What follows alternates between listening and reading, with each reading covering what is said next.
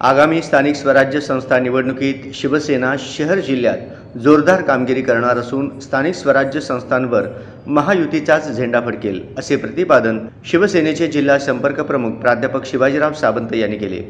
आगामी स्थानिक स्वराज्य संस्था निवडणुकांच्या पार्श्वभूमीवर शिवसेनेची गुरुवारी शासकीय विश्रामगृहात बैठक झाली।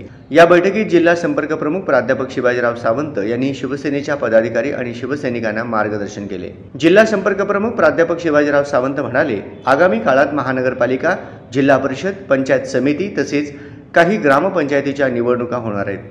ही कार्यकर्त्यांची निवडणूक आहे। या सर्व निवडणुकांना शिवसेना ताकदीने सामोरी जाणार आहे। शिवसेनेला जिल्ह्यात गतवैभव प्राप्त करून देण्यासाठी शिवसेनेच्या पदाधिकाऱ्यांनी आणि शिवसैनिकांनी जीवाचे रान करून शून्यातून विश्व निर्माण करावे। शिवसेनेत मोठ्या प्रमाणावर इनकमिंग होत आहे, त्यांचा शिवसेनेला फायदाच होणार आहे। त्यामुळे शिवसेनेची ताकद जिल्ह्यात वाढत आहे। नव्यांचा आणि जुन्यांचा सुयोग मेळ साधून उपमुख्यमंत्री एकनाथ शिंदे शिवसैनिकांना योग्य न्याय देतील असा सर्व शिवसैनिकांना विश्वास आहे। निवडणुकांबाबत धोरणात्मक निर्णय उपमुख्यमंत्री एकनाथ शिंदे घेतील।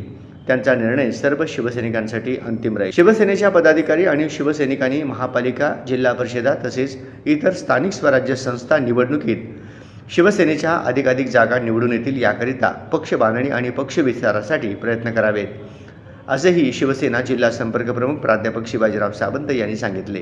जिल्हा प्रमुख अमोल शिंदे म्हणाले, शिवसेना पदाधिकारी आणि शिवसैनिकांनी शाखांच्या माध्यमातून जनतेच्या सेवेची कामे करावीत।